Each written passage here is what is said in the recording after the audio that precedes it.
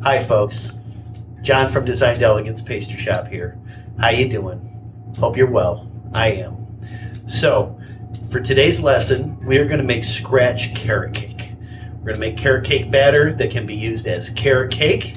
We're going to bake cupcakes tonight so that we can bake them fast and easy. But we're going to have a nice carrot batter that we can bake cakes with. We can make a carrot like a banana bread, like a loaf type of thing, a carrot loaf if we wanted to. So let's go through the finer points of this. Now, I have a lot of preparation to do in this video. We're going to be grating carrots. We're going to be draining pineapple, all kinds of wonderful things. So let us get everything together, and we'll be back in just a moment.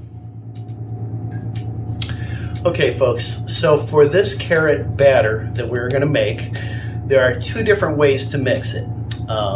One way is to use the mixer to cream the batter before we add the carrots and the other items into the mix.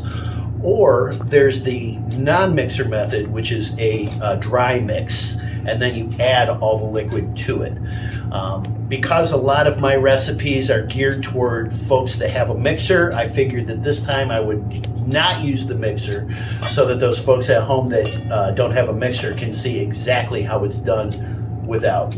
And obviously, if you have a mixer, you can always do exactly what we're going to do by hand in the mixer if you choose.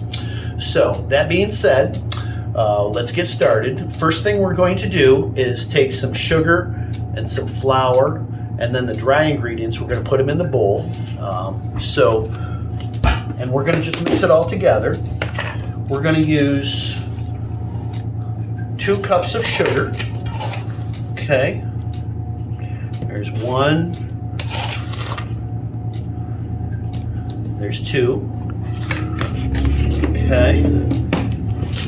Now, we're also going to need some flour. Let's see, so we need... Okay, so we're going to use 3 cups of flour. 1.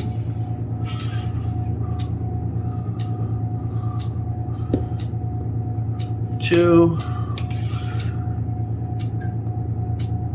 And 3. Okay.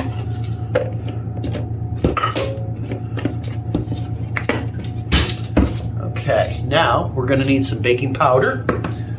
And for the baking powder, we are going to want to use, let's see, instead of, okay, so folks, I got to tell you, let me be honest, perfectly honest with you right from the get-go here. What I'm doing is I have a batch here that actually makes 3 times what we're doing tonight.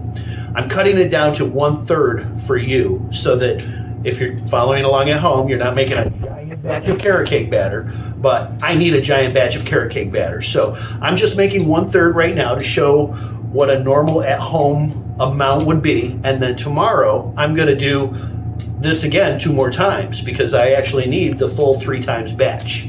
So that being said, if I take a moment, I'm doing math in my head and breaking the recipe down. So that being said, I need, the original batch calls for 2 tablespoons of baking powder. Now 2 tablespoons of baking powder is going to equal 2 teaspoons of baking powder if you cut it down to 1/3, because there are 3 teaspoons in 1 tablespoon. So that being said, we'll use our spoons here, and I need 2 nice level teaspoons of baking powder, and I'm putting it right in the bowl, right on top of everything else. Okay, and I'm going to do the same with the baking soda.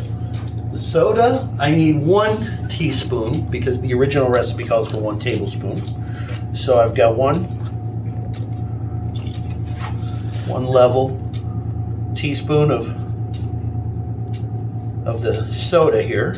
Okay, and then we need some cinnamon. Okay, the cinnamon calls for 3 tablespoons, which would be 1 tablespoon here. And I'm just going to heap it a little bit because I think it needs a little bit more. So there you go. Get a little bit more. Cinnamon is wonderful. Okay, so here's all of our dry ingredients. We have like I said, we have sugar, flour, baking soda, baking powder, and cinnamon. Now what we're gonna do is, one moment, let me get a whisk.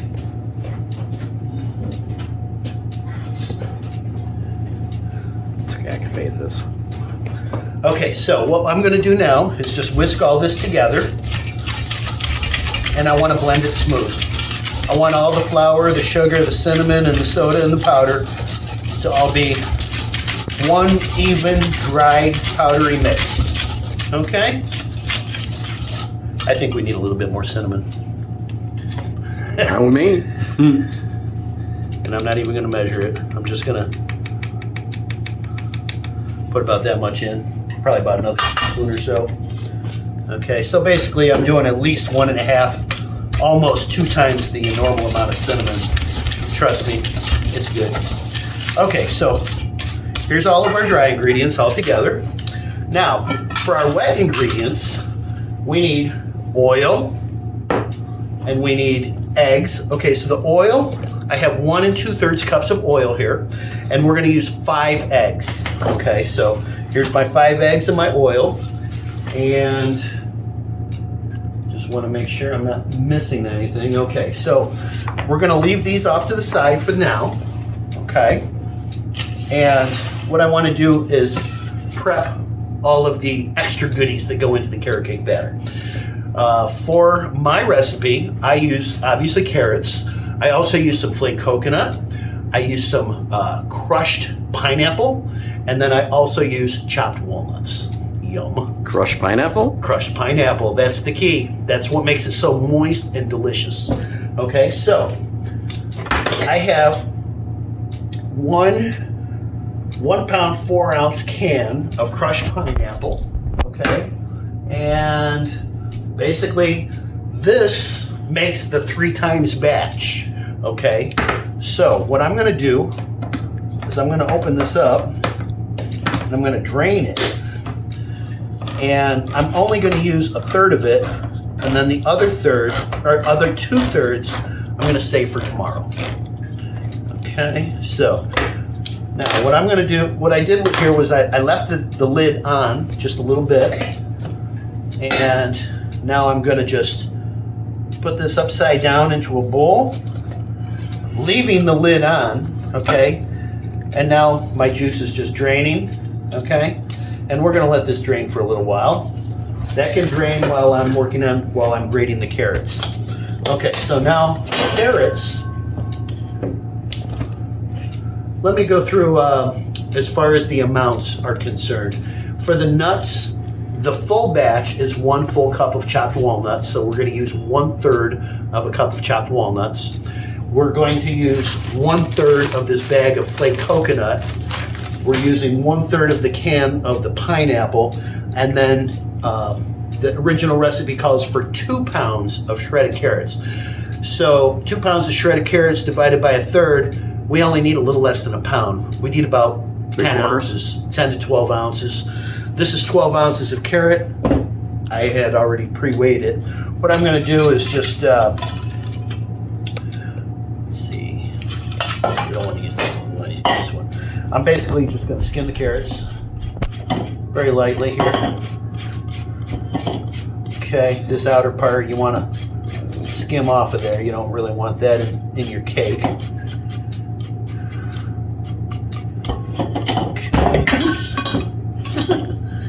It's slippery. Okay. We'll just get that skin off of there.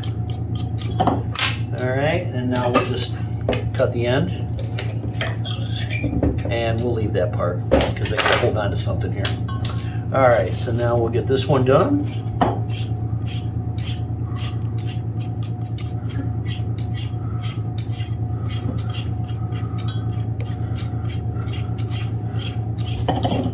So all these peels, just so you know, I always save them and I put them in my garden. They make great compost. And you know, if you don't want to worry about actually making compost, all you got to do is take your carrot peels and whatever else and just dig a hole and bury it in the garden. It'll break down pretty quick, and course, it, you know, goes toward making your soil better for your plants and your things that you're growing. Okay. All right, there we go. That's about good. So we'll cut this tip too. Right there. Oh, and John, Yes. I'm definitely going to be the acid test because I've never had carrot cake I like. Oh boy, you don't like carrot cake? I've just never had one I liked. That's a great way to say it.